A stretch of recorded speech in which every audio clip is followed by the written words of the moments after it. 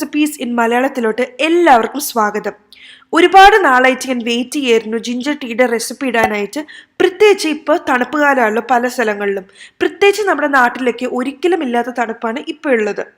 അപ്പോൾ ഈ തണുപ്പ് കാലത്ത് രാവിലെ എണീറ്റ ഉടനെ കുടിക്കാൻ പറ്റിയൊരു ഡ്രിങ്ക് തന്നെയാണ് ജിഞ്ചർ ടീ.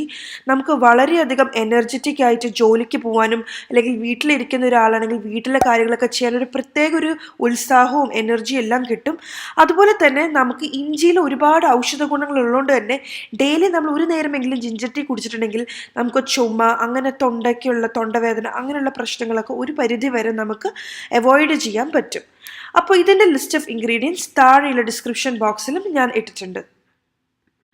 നമ്മൾ ഏത് ഗ്ലാസ്സിലാണ് ചായ എടുക്കാൻ ഉദ്ദേശിക്കുന്നത് അതേ ഗ്ലാസ്സിലോട്ട് നമുക്ക് ഒരു ഗ്ലാസ് വെള്ളം ഒഴിച്ചു കൊടുക്കാം. ഞാനിവിടെ ടാപ്പ് വാട്ടറാണ് ഉപയോഗിച്ചിരിക്കുന്നത്.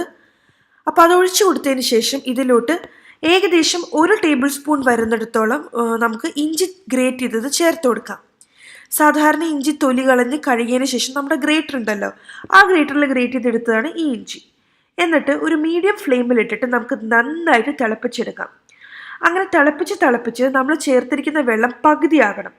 അതായത് 1 ഗ്ലാസ് വെള്ളമല്ലേ നമ്മൾ ചേർത്തത്, അത് തിളപ്പിച്ച് പകുതി ആയിട്ടുണ്ടെങ്കിൽ നമുക്കിതേപോലെ ഗ്ലാസ്സിലോട്ട് അരിച്ചെടുക്കാം. അപ്പോൾ ഇതേപോലെ പകുതി ആയിട്ടുണ്ടെങ്കിൽ നമ്മുടെ ഇഞ്ചിയുടെ മാക്സിമം ഫ്ലേവേഴ്സ് ഈ വെള്ളത്തിൽ വരികയും അതുപോലെ തന്നെ ഇഞ്ചിയുടെ മാക്സിമം ഗുണങ്ങളും ഈ വെള്ളത്തിൽ വരികയും ചെയ്യും. ഇതിപ്പോൾ കണ്ടില്ലേ, നമ്മൾ നേരത്തെ എടുത്ത 1 ഗ്ലാസ് 1/2 ഗ്ലാസ്സായി മാറിയിട്ടുണ്ട്. അപ്പോൾ ഇനി നമുക്ക് ഈ ഗ്ലാസ്സിൻ്റെ ബാക്കി ഭാഗത്തോട്ട് സാധാരണ പശുവിൻ പാല് ചേർത്ത് കൊടുക്കാം. അപ്പോൾ അതങ്ങോട്ട് ചേർത്ത് കൊടുത്തതിന് ശേഷം വീണ്ടും നമ്മളിത് തിളപ്പിച്ച് നമ്മൾ സാധാരണ ചായ ഉണ്ടാക്കുന്ന പോലെ ചെയ്യാൻ പോവുകയാണ്. അപ്പോൾ നമ്മൾ നേരത്തെ ഇഞ്ചി തിളപ്പിച്ച പാത്രത്തിൽ തന്നെയാണ് ചെയ്യുന്നത്. അപ്പോൾ ആ പാത്രം ജസ്റ്റ് ഒന്ന് കഴുകിയതിന് ശേഷം വേണം നമ്മൾ ഈ പാൽ ഒഴിച്ചു കൊടുക്കാനായിട്ട്. എന്നിട്ട് ഇത് നമുക്ക് വീണ്ടും തിളപ്പിക്കാനാക്കി വെക്കാം. അപ്പോൾ അത് ഏകദേശം തിളയ്ക്കാറാവുമ്പോഴേക്കും നമുക്ക് ആവശ്യത്തിന് നമ്മൾ ചായപ്പൊടി ഇട്ട് കൊടുക്കാം. ഞാനിവിടെ ഏകദേശം 1 ടീസ്പൂണാണ് ഇട്ട് കൊടുക്കുന്നത്. അപ്പോൾ നമ്മുടെ കടുപ്പ് അനുസരിച്ച് വ്യത്യാസം വരുത്തും.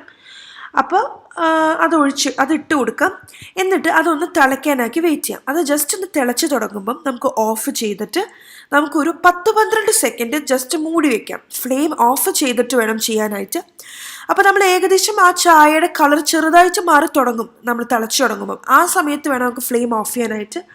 ഒരുപാട് നേരിട്ട് ഈ തേയിലയിട്ട് തിളപ്പിച്ചിട്ടുണ്ടെങ്കിൽ എന്താ സംഭവിക്കുക, ആ ചായയിലൊരു കയ്പ്പ് ടേസ്റ്റ് വരും. അത് വരാണ്ടിരിക്കാൻ വേണ്ടിയിട്ടാണ് നമ്മൾ പെട്ടെന്ന് തന്നെ ഓഫ് ചെയ്തിട്ട് ഒരു 10-12 സെക്കൻഡ് നമ്മൾ മൂടി വയ്ക്കാം. അതിനുശേഷം നമുക്ക് അത് വീണ്ടും അരിച്ച് മാറ്റാം. അപ്പോൾ നമ്മൾ നേരത്തെ ഇഞ്ചി വെള്ളം അരിച്ച അതേ അരിപ്പയിൽ കൂടെ അരിച്ചാലും ഒരു കുഴപ്പമില്ല. എന്നിട്ട് അതിലോട്ട് ആവശ്യത്തിന് പഞ്ചസാരയും കൂടെ ചേർത്തതിന് ശേഷം ഇളക്കി കൊടുക്കാം. എന്നിട്ട് നമുക്ക് നന്നായിട്ട് അടിച്ചടിച്ച്, അതായത് നമ്മൾ ആട്ടിയെടുത്ത് നമുക്ക് ചായ റെഡിയാക്കി എടുക്കാം. അങ്ങനെ നമ്മുടെ ജിഞ്ചർ ടീ റെഡി ആയിട്ടുണ്ട്. വളരെ ഒരു എനർജി ഡ്രിങ്ക് തന്നെയാണിത്. ഭയങ്കര സൂപ്പറാണ്. നിങ്ങളെല്ലാവരും തീർച്ചയായിട്ടും ജിഞ്ചർ ടീ ട്രൈ ചെയ്ത് നോക്കണം. ട്രൈ ചെയ്തിട്ട് അഭിപ്രായം പറയാൻ മറക്കരുത്.